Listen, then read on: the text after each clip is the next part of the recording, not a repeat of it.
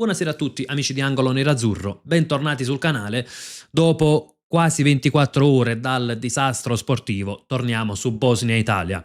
Non per fare delle analisi tattiche né tantomeno per andare a commentare i 90 minuti, perché se fosse la prima debacle azzurra, allora sarebbe giusto commentare i 90 minuti, andare a vedere cosa non ha funzionato, cosa l'Italia avrebbe potuto far meglio. Il punto è che quei 90 minuti e la sconfitta di ieri sera è soltanto la punta dell'iceberg. Se fosse stata la prima eliminazione dal mondiale, magari oggi potremmo trovare i colpevoli, i responsabili, e quindi Gattuso, Bastoni, Donnarumma in occasione dell'espulsione di Bastoni, più Esposito.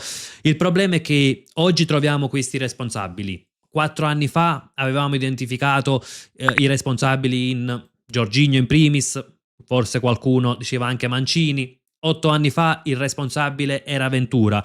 È chiaro che stanno cambiando CT e calciatori, il risultato è sempre lo stesso. E quindi chiaramente quelli è soltanto, come dicevo prima, la punta dell'iceberg. I problemi, le cause, sono da ricercare altrove.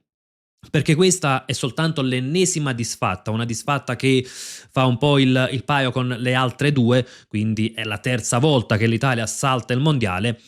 E per qualcuno dice che per qualcuno il disastro è iniziato 4 anni fa, per qualcun altro 8 anni fa. Io dico che secondo me il disastro invece è iniziato 20 anni fa, il giorno dopo la vittoria del mondiale, perché già lì non era difficile, bastava guardare la carta d'identità dei protagonisti e penso che qualcuno di voi l'avrà fatto, io personalmente l'ho fatto, per rendersi conto che 4 anni dopo avremmo dovuto difendere il titolo mondiale con calciatori, quelli che erano stati l'ossatura della squadra, ben oltre i 30 anni. I vari Cannavaro, Materazzi, Nesta, Zambrotta, Pirlo, Totti, Del Piero sarebbero stati tutti calciatori over 30, calciatori verso la fine della carriera, e non c'erano dei ricambi all'altezza. Era difficile ipotizzare quale sarebbe stata la formazione nel 2010 per difendere il titolo mondiale e infatti probabilmente neanche i vertici lo sapevano quale sarebbe stata, tanto è vero che poi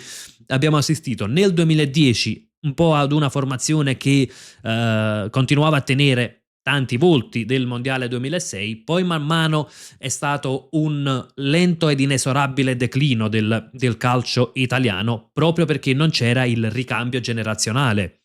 E allora bisogna soffermarci su questo, perché l'Italia non ha più calciatori forti, perché i discorsi fatti sul CT, sulle convocazioni, sulle scelte tattiche possono essere accettabili nel momento in cui si fanno dopo un'eliminazione agli ottavi di un mondiale, ai quarti di un mondiale, dopo una partita giocata male, non perché l'Italia non riesce neanche a qualificarsi. Se non riusciamo neanche a qualificarci contro squadre come Bosnia, la Macedonia del Nord, la Svezia, è chiaro che stiamo avendo un problema di qualità, anche perché cambiano i CT, ma il risultato è uguale. E allora bisogna ragionare sul perché manca questa qualità. Qualcuno ha detto perché in Serie A ci sono troppi stranieri e quindi dobbiamo mettere un minimo di italiani che ogni squadra deve schierare. Adesso, al di là del fatto che per le leggi sulla libera circolazione nell'Unione Europea non so quanto sia fattibile e non voglio neanche addentrarmi in discorsi giuridici, rimango sull'aspetto sportivo, questa è una soluzione che non porterebbe ad alcun fine. È una soluzione che è stata adottata nelle categorie dilettantistiche e non ha aiutato i giovani ad emergere, anzi ha portato soltanto i giovani ad essere in contesti a loro non adatti. Cosa andrebbe a succedere se obblighiamo le squadre di Serie A, per esempio, a schierare dall'inizio 5 italiani, 4 italiani, e quindi andremo ad obbligare Inter, Milan, Juventus e così via, tutte il Napoli, la Roma, tutte le squadre di Serie A ad avere almeno 5 italiani in campo? Che le squadre sarebbero costrette a cedere alcuni stranieri che non accetterebbero il ruolo di seconde linee e mettere in campo dei calciatori che ad oggi non sono all'altezza della Serie A. Sarebbe controproducente, in primis per i calciatori e poi per le squadre. Perché? I calciatori si troverebbero a confrontarsi con un livello a loro non adeguato e quindi si sentirebbero ovviamente assolutamente fuori dal contesto. Un conto è se io faccio allenare un giovane dove c'è sì il titolare, oppure faccio giocare insieme a calciatori dove l'asticella è un po' più alta rispetto al loro livello. Un altro conto è se io avrò un grande dislivello, a quel punto il giovane non andrà a migliorare, ma si sentirà fuori luogo praticamente, e rischio anche di smorzare un po', ecco, l'autostima, di danneggiare l'autostima del ragazzo, che vedrà che non è assolutamente all'altezza di chi in Serie A fa abitualmente il titolare. Accanto a questo andremo ad indebolire ulteriormente il calcio italiano, perché se noi obblighiamo le squadre di Serie A a schierare 5 titolari italiani, ci sono così tanti calciatori italiani forti? Secondo me no, vediamo i risultati con la nazionale. E quindi cosa significa? Che le squadre saranno obbligate a schierare dei calciatori che non sono all'altezza.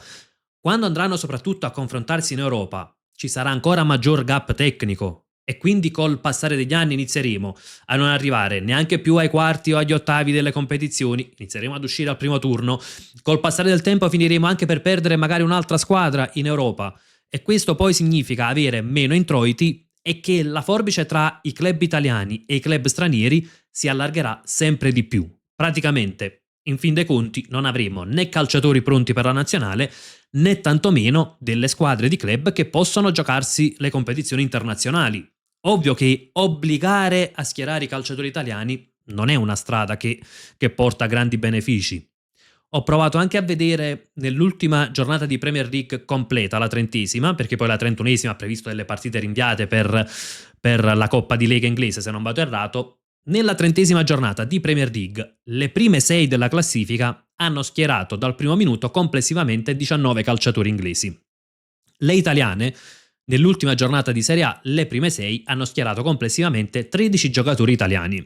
Quindi vediamo, c'è un dislivello, ma non è che in Inghilterra gli 11 sono composti da 10 inglesi, gli 11 delle migliori squadre.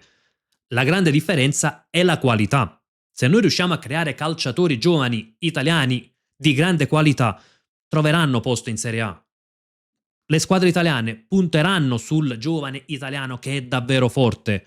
Il problema è se creiamo dei giovani mediocri e poi vogliamo imporre che la squadra di Serie A debba schierarli, è chiaro che poi questo non funziona più. Oppure se creiamo dei calciatori mediocri e poi li valutiamo 50, 60, 70, 80 milioni, è ovvio che la squadra di Serie A andrà a puntare su un calciatore all'estero. Questo lo farà la squadra di prima fascia, così come la squadra di media classifica.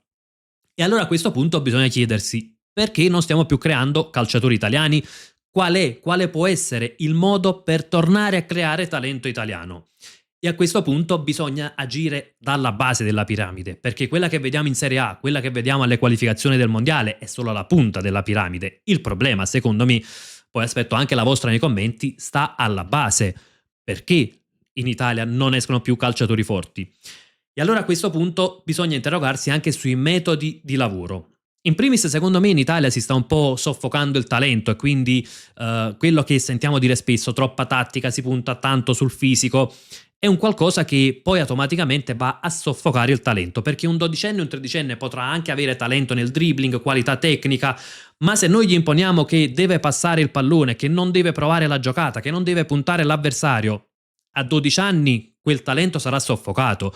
A 16 anni, quando quel talento non viene coltivato, quel talento non ci sarà più, sarà perso quel talento. E infatti poi portiamo calciatori in nazionale maggiore, in Serie A, che per la maggior parte puntano molto sul fisico, sulla quantità, ma non abbiamo una tecnica eccezionale come l'avevamo un tempo, per esempio con i vari Totti, Del Piero, Baggio, eccetera, ma c'era qualità anche in calciatori che erano di un livello un po' più basso rispetto a questi che ho appena citato.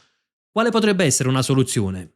Anziché scimmiottare il calcio di altri paesi, e dico scimmiottare perché a volte si tende a fare una copia, ma lo si fa in maniera errata, proviamo a prendere ispirazione in maniera costruttiva dagli altri paesi. E quindi in primis, per esempio, possiamo prendere ispirazione dal modello tedesco, che fa un po', ecco, va un po' in accordo col famoso dossier di 900 pagine che fece Roberto Baggio, dove si andava ad intervenire dalla base, non in Serie A. E quindi, per esempio, prendere un po' il modello tedesco, cercare di attuarlo in Italia, per quanto possibile. Ovviamente ci sono sempre delle differenze, però cercare di ispirarsi un po' a quel modello. Cosa prevede questo modello? Dei centri federali sparsi su tutto il territorio.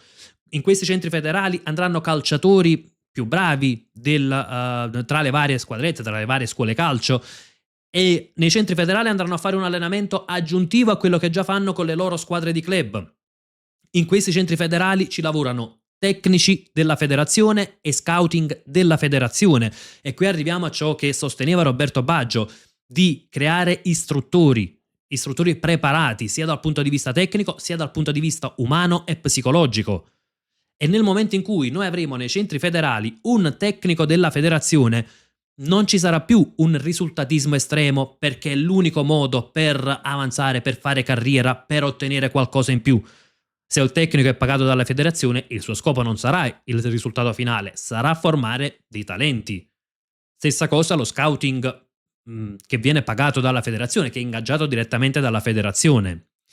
E tra l'altro, se prendiamo il modello tedesco, i centri federali non sono a più di 40 km da dove risiede il ragazzo, quindi insomma si cerca anche di non far sentire il distacco. Dopodiché ci sono dei centri d'elite dove confluiscono i ragazzi dai 14 ai 18 anni che fanno capo ai club di Bundesliga e Zweite Bundesliga, la Serie B tedesca.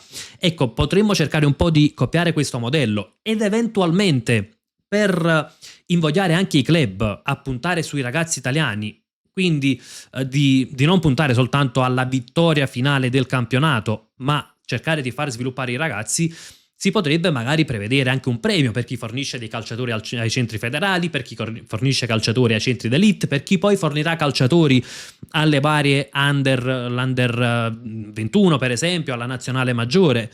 Questa potrebbe essere una soluzione, però ecco, bisognerebbe dare modo di intervenire dalla base e fare una vera e propria rivoluzione. A questo punto, quindi, quale potrebbe essere una delle soluzioni? In primis io mi sarei aspettato diverse dimissioni, perché è inaccettabile che l'Italia va incontro ad un ennesimo disastro, ad una disfatta, perché questa è una disfatta sportiva, e si sentono parole come: ho chiesto a Gattuso di rimanere, non sarà neanche il primo dei responsabili, però insomma chiedere subito dopo al CT di rimanere va un po' in controtendenza con quello che è stato il risultato sportivo.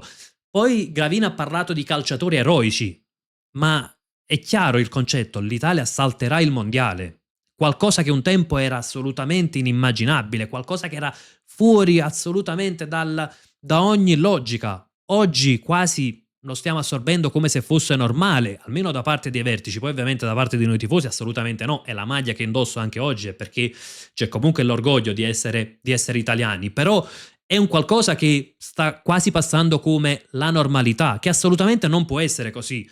E allora quale potrebbe essere la strada? In primis le dimissioni, che a capo della federazione ci fossero delle figure adatte, figure di campo, figure che sanno come fare una sorta di rivoluzione nel calcio italiano. Ricontattate Roberto Baggio, cercate di convincerlo ancora a lavorare su quel famoso dossier, però stavolta quel dossier non deve rimanere in un cassetto nell'ufficio della federazione, deve essere preso in considerazione e devono esserci dei finanziamenti per dar spazio a quel dossier. In Germania, per esempio, sono stati investiti 300 milioni dalla federazione, più tanti svariati milioni da parte di ogni squadra sulle giovanili. Ecco, e cerchiamo di far tornare Baggio in federazione, cerchiamo di dar spazio a quel dossier, cerchiamo di metterlo in pratica, perché probabilmente è l'unico modo per evitare ulteriori debacle.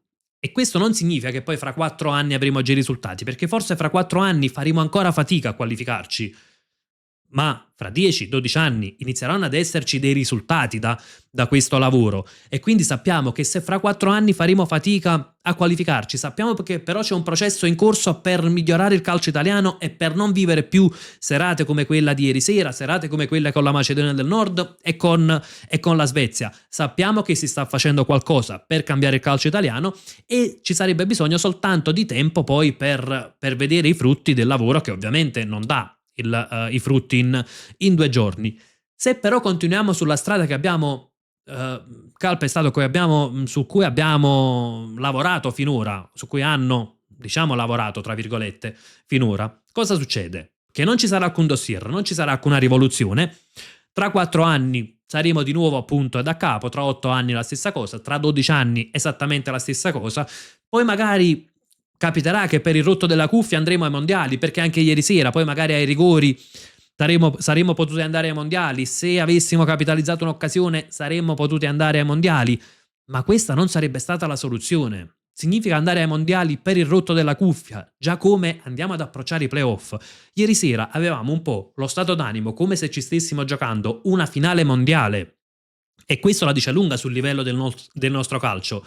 Ora l'Italia si trova per l'ennesima volta ad un bivio. Fare una rivoluzione, cambiare le cose e far tornare il calcio italiano ad essere protagonista in campo internazionale, oppure proseguire su questa strada e quindi ormai accettare quel ruolo di calcio secondario, quel calcio che magari ecco, si troverà sempre a lottare per cercare di strappare la qualificazione al mondiale, una volta ci riuscirà, qualche volta no, come se fosse ecco, un calcio qualunque, come se ci dimenticassimo dei 4 mondiali vinti, quindi insomma io mi auguro che questa debacle che fa ancora tanto male e ne farà ancora di più, soprattutto quando inizierà poi quest'altro mondiale in cui l'Italia sarà assente, servirà perlomeno a cambiare qualcosa. Servirà a cambiare qualcosa dal basso, quindi non nella nazionale maggiore, non a cambiare i convocati, che non serve a nulla, se non c'è qualità fuori non abbiamo lasciato un Roberto Baggio o un Totti dai convocati, bisogna andare a creare i nuovi Baggio e i nuovi Totti. E io faccio fatica a pensare che in un paese di 60 milioni di abitanti statisticamente non ci siano dei ragazzini validi all'altezza. Il problema è che dobbiamo dargli modo di sviluppare quel talento, che dobbiamo valorizzare il talento.